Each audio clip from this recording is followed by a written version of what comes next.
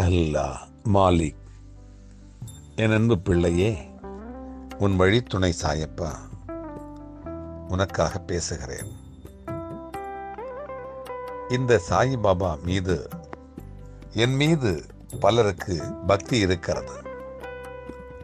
அத்தகைய பக்தி என்பது என்னுடைய மகத்துவத்தின் மீதான பிரமிப்பு மற்றும் என் மீதான அன்பு ஆகியவற்றின் கலவையான ஒரு இதய உணர்வாகும்.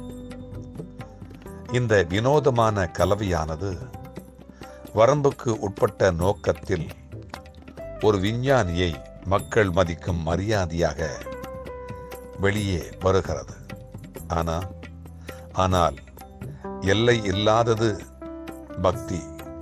இத்தகைய பக்தி பல்வேறு செயல்கள் மூலமாக மற்றும் எண்ணங்கள் மூலமாக பாடுவது, பிரார்த்தனைகளை செய்வது, தியானம் செய்வது, இவற்றின் மூலமாக உங்களை என்னிடத்திலே வெளிப்படுத்துகிறது. அதை வெளிப்படுத்தும் வழிகளில் ஒன்று வழிபாடு. மேலும் என்னுடைய வழிபாட்டின் போது என்னுடைய பக்தன் அவனுடைய மகத்துவத்தை பற்றி சிந்திக்க நேரம் ஒதுக்கி பின்னர் மிகுந்த நன்றியுடன் சந்தனத்தை பூசுவது அல்லது என்னை மாலைகளால் அலங்கரிப்பது போன்ற பல்வேறு வகையான சேவைகள் போன்ற பக்தியை என்னுடைய பக்தன் என்னிடத்திலே வெளிப்படுத்துகிறான்.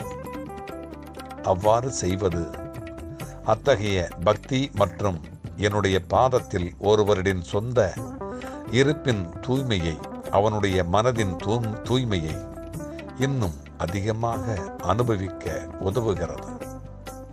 இது என்னுடைய பக்தனின் ஒரு பகுதியின் சுத்த மகிழ்ச்சியாகும். அத்தகைய வெளிப்பாடு யாரோ ஒருவர் அதை கேட்டதால் செய்யப்படும் ஒன்று அல்ல. அந்த காரணத்திற்காக மட்டுமே அதை செய்தால் அது கிட்டத்தட்ட அர்த்தமற்றது ஆகிவிடுகிறது. நான் அதை கேட்க வேண்டிய அவசியமில்லை. அதை ஏற்றுக்கொள்ளும் அளவிற்கு நான் கருணைகளை கொட்டிக் கொண்டிருக்கிறேன். இப்பொழுதும் அதை செய்து வருகிறேன். என்னுடைய பக்தரின் மகிழ்ச்சி ஒரு தாயின் முத்தம் குழந்தையின் மீதான அன்பின் வெளிப்பாடாகவும் இருவருக்கும் இன்பம் தருவதாகவும் இருப்பது போல அந்த இறைவனுடைய மீதியுடைய பக்தியை வெளிப்படுத்துவதே என்னுடைய வழிபாட்டின் முக்கிய அம்சமாகும். என்னுடைய வழிபாட்டின் மறுபக்கம் நடைமுறையில் உள்ளது. என்னை போன்ற ஒரு குருவனுடைய முக்கிய அம்சம் என்னவென்று சொன்னால், எல்லா இருப்புக்கும் அடிப்படையான ஆவி இதையெல்லாம் உருவாக்கி அனைத்தையும் வியாபித்திருக்கும் தெய்வீக ஆவி நான் தான் என்பதை என்னுடைய பக்தர்களுக்கு நிரூபிக்கும் என்னுடைய வேலை.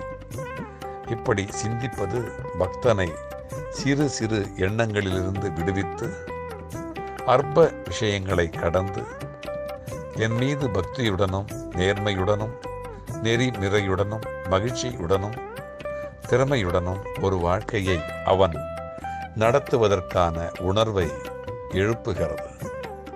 இத்தகைய அற்புதமான உண்மையை ஒரு பக்தன் மனதில் தொடர்ந்து நிலைநிறுத்துவதற்கு பயிற்சி தேவை. ஜெப மாலையை திருப்புவது, என்னுடைய நாமத்தை உச்சரிப்பது, என்னுடைய வாழ்க்கையையும் என்னுடைய போதனைகளையும் திரும்ப திரும்ப படிப்பது, வழிபடுவது போன்ற பல வடிவங்களில் இத்தகைய நடைமுறை வருகிறது. என்னுடைய மகத்துவத்தை பற்றி விரிவாக சிந்திக்கவும் மகிழ்ச்சியுடன் மனதை அதில் நிலைநிறுத்தவும் நேரம் கொடுப்பது அத்தகைய மகிமையை என்னுடைய பக்தனுக்கு தருகிறது. கிட்டத்தட்ட எல்லா மரபுகளிலும் இது பரிந்துரைக்கப்பட்டது. எனவே என்னுடைய பக்தன் அதை பயன்படுத்துகிறான். குருமார்கள், எல்லா குருமார்கள் அவர்கள் வழங்கிய பெருமையை பற்றி சிந்திக்க இது போன்ற சிறந்த கருவிகளை, சச்சரித்திரங்களை படித்து அவன் என்னுடைய பக்தன் அவனுக்கான நெறிமுறைகளை வளர்ப்பதற்கான சிறந்த வழிகளில் ஒன்றாகும். சுருக்கமாக சொன்னால், இவைகள் கேட்கப்பட வேண்டிய ஒன்றல்ல. இது என்னுடைய பக்தனின் நன்றியுணர்வு, மகிழ்ச்சி மற்றும் நடைமுறையில் செய்கின்ற ஒன்று. நான் எனது உடல் இல்லத்தில் இருந்தபொழுது அவர்கள் செய்தார்கள். சரியான நோக்கத்துடனும் சரியான இதயத்துடனும் செய்கின்ற பொழுது நான் அதை ஏற்றுக்கொண்டேன்.